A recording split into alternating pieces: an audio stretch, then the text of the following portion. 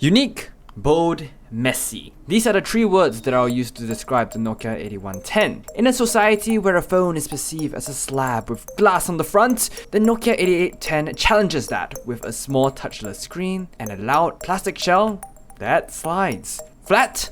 How about curved? QWERTY? What about T9? A dumb phone doesn't bring dumb internals either, as you can connect to both 4G and Wi-Fi networks. There is no denying that this phone looks classic and cool. It's just a shame that it's marred with such lackluster software. Hey guys, this is Adro, and this is the Nokia 8110, the vagrant but unripe banana phone. Just bringing the Nokia out of the box is an experience by itself. The device floats in a transparent plastic cage with a cardboard box backing. A closer look at the cardboard backing reveals cute 8-bit style art, with cues from the history of its grandfather, with cameos from multiple people in black, snakes, and bananas. The whole unboxing experience is a pleasure by itself and reminds me a lot of opening an iPod in its crystal case, except with a bit more plastic and a lot more Easter eggs. The box also comes with the typical items, including a 2.5-watt charger, battery, and a 3.5mm earphone with mic. And the phone, it's really one of a kind. Immediately, the curved body fits snugly and perfectly in the hand. The stock color especially pops if you got the banana yellow color I have here. On the front, we have a earpiece, a 2.4-inch QVGA screen, and slide out the bottom cap, and a D-pad is revealed with that T9 keyboard. Flipping over to the back shows the 2-megapixel camera, LED flash, and speaker, which even though it's backfiring, the curved body makes it hard to be covered. Buttons are surprisingly sparse around the sides, except for a tiny button on the right, which is the power button. No volume rocker here, which is a disappointment. The traces of the old Lumia and Nokia design language are here in full force, with its colorful matte plastic back, and it simply looks beautiful. The shocking yellow color by itself is such an attention grabber, let alone the fact that it's so uniquely shaped or you're carrying a dumb phone. Be prepared for it to intrigue others to ask questions. However, if you want less of that, you can always snag the more toned down matte black version. I am concerned about the durability of this phone, however. The plastic on the back is soft, and in my short use, the plastic started to show scratches from basic wear and tear of putting it in my bag. Sliders make me worried as well, especially on this, as it doesn't feel extremely solid, with it being extremely light and a bit wobbly. I can just hope that my concerns end up null in the long run, considering it does have an IP52 rating, so maybe that says something about durability. Hardware is one thing though, what about software? This is KaiOS. Built on the remains of Firefox OS, this new mobile operating system does not target the complex Android and iOS users of today, but instead focuses on the simple, providing basic needs with the combination of the internet to power simple phones to be a bit smarter. Their system requirements are small, supposedly designed to be able to run on anything well. This phone right here has the Snapdragon 205, half a gigabyte of RAM, Wi-Fi N, and LTE. And even though it has all that, it isn't that speedy. Menus have a bit of lag when navigating, and it has long bouts of lag here and there when opening apps like contacts and settings, where you can't interact with something till a second or two later. While it's definitely better than something similar running Android, it's not better than something similar running Windows Phone. But unlike Android or heck even a Windows Phone, app availability on KaiOS is non-existent. There is no WhatsApp, Telegram, WeChat, or any messaging app in general. I mean, there is an app store, but it's so limited. Like this right here, what you see, is all that's available on the App Store. Additionally, the content on each phone store is specifically tailored to each phone for some odd reason. Thankfully, it does come with some Google apps to ease the pain, but their experience is nowhere as good as using it on their smartphone equivalent. The bundled Google Assistant is especially useful for making long Google searches where you don't want to type it all out in T9, but it's not that smart and you can't do things like set timers, alarms, calendar events, and reminders, which is what I use Google Assistant for 80% of the time. Sorry, I can't do that on this device. Try asking something else. Google Maps is just okay. You can search for locations and get directions, but that doesn't seem to be a good way to find things around you. Navigation is also a bit of a pain, but I can forgive that as it's more of a limitation of the form factor. For me, the biggest issue is the lack of WhatsApp. In Singapore, SMS is practically dead, and everyone uses WhatsApp for communicating, especially in groups. However, it is confirmed to be coming soon, as it was announced along with the Geophone 2, which also runs KaiOS, and a person at HMD/Nokia confirmed that it will be reaching the 8110 with a software update. Sounds pretty sweet. However, I still have many questions about the app. Will it support voice calls? How fully featured is this app? I guess we have to wait for it to be released to see. But apps, surprisingly, aren't the biggest problem with the 8110.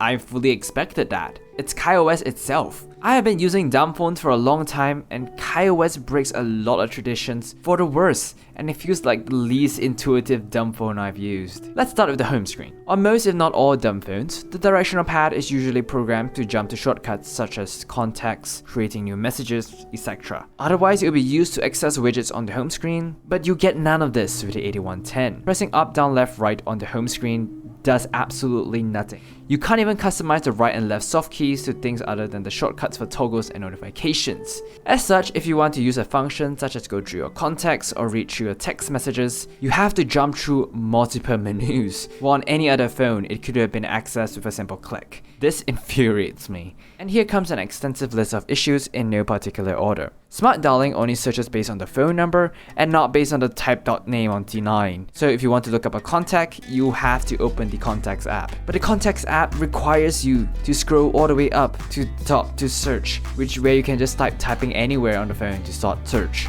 Videos and photos taken on the phone are stored on two separate apps for whoever knows what reason. Why can't we have videos taken on the phone in the gallery app like every other phone out there? Notification alerts are iOS style, where it's just a small symbol on the top of the phone tell you how many you have, but with no information on what notification it is. You can't even tell from the home screen. To see the notification or even what kind of notification it is, you must go back home, click on the notifications shortcut, and then you can see what kind of app sent you that notification. I would not have minded this design as much if it was maybe a direct button to access the notifications somewhere on the phone, but this just makes it a pain to tell if the notification is something like a missed call, email, or a text. And then there is the browser. Now you would think that an OS that was forked from something with the name Firefox would deliver a fantastic browsing experience. Not really. Firstly, moving the web in the default navigation mode does have the cursor jump to hyperlinks, but with text and no hyperlinks, it scrolls very slowly with each click. This evolves to a frustrating experience where you have to click the notification pad many times to scroll down an article or even browsing something like Twitter or Facebook. So for example, this is an ad, and it's how many clicks it takes to get past, okay? 1, 2, 3, 4, 5, 6, 7, 8, 9, 10, 11, 12, 13, 14, 15, 16, 17, 18, 19, 20, 21. It takes me 21 clicks to get past the ad. I really think they should have added a touch-sensitive navigation sensor on the selection key like the Nokia E72 and BlackBerry's Pass to help navigation. Now you can shift it into page scrolling mode easily by pressing the number 2 on the keypad. From there you can just scroll the page without fumbling around the cursor. However, even this mode is quite painful as it moves too little with every click and holding it down. This could have been solved by having shortcuts on the keypad for page up and down, which future phones from the past did have, but KaiOS doesn't. Omitting this feature makes browsing the web on the phone a bit of a hassle, especially for articles where there aren't enough hyperlinks to speed up scrolling. The web browser also misses simple things such as tab browsing. Single tasking is back, baby. Welcome to Internet Explorer 6. Yes, I know that RAM is limited, but is it too much to ask to have a 3-tab limit for mobile pages? Well, maybe it's better because the browsing experience is so slow. I'm not expecting the fastest thing here, guys, but when a similarly spec'd Windows phone loads the page almost 4 times faster, this gives me a lot of concern. There is also no ad blocking, which will be useful for reducing data usage, a very useful feature for the market this phone is targeting, and also reducing system load. And when you see that some of the apps in the store, like the weather app and the Twitter app, are web wrappers and navigate using the same interface and experience, things get old fast. While KaiOS does have a lot of useful features and tricks like VoLTE, Wi-Fi hotspotting, the little clock widget on the home screen that animates, it's really cute. notifications from the web, contact sync with Google, backup services. It doesn't overshadow the little annoyances that add up to an experience which I really would call subpar at best. Here's to hoping that the upcoming software update that could be downloaded over the air would fix that. And I can't help but be disappointed because other aspects of this phone is great. Speaker is loud and clear, earpiece included. Standby battery life is fantastic too, with Nokia claiming 25 days, which while I did not test specifically, I don't doubt it because in my use I had a fantastic standby battery life. Active use is just okay, which is not surprising considering the 1.5 amp hour battery. The flashlight is nifty as well. Cameras is what to expect for the phone this class, which is just okay, so that's fine by me. While the keypad isn't great with some keys being a bit wobblier than I would like, T9 predictive texting works well. So where does this leave the Nokia 8110? Look, I really wanted to love this phone, and outside of the app ecosystem, which I fully expected, I had grand expectations. I mean, this is Nokia, right? The brand that was the king of phones of yesteryear, delivering a great user experience. And while it delivered in the batteries and features department, I was sorely disappointed that the OS didn't have things that I would consider fundamental on feature phones. Doing simple functions take way more time than it should. Considering that most of my disappointment is in software, it could be fixed with a software update, which it has received 2 within the last month that I've used it. So Nokia is supporting this device. But I don't like recommending phones based on an upcoming software update. So as it is, the Nokia 8110 is good for a few things. A cheap-ish 4G hotspot with decent band support, a cool design piece, a simple phone that might get basic WhatsApp texting in the future, and that is it. As a secondary phone to get away from a busy lifestyle, it's not bad, but as a main phone, avoid it. You'll be better off saving your money and getting the Nokia 3110, compromise on battery life with a no-name simple phone, or spend a tiny bit more for the Nokia 1 or some other Android phone. Here's to hoping that an update fixes and makes it a lot better. So thank you guys so much for watching the review of the Nokia 8110. I hope you enjoyed it and you found it informative. Let me know what you think about this phone. Do you think I was a bit too harsh on it? If you have any questions about the phone, let me know down in the comments as well, and I'll try to answer them. I'm currently working on the Redmi 6 review and hopefully I can get my hands on the Mi A2. Thank you guys so much for watching, and I'll see you guys later. Bye.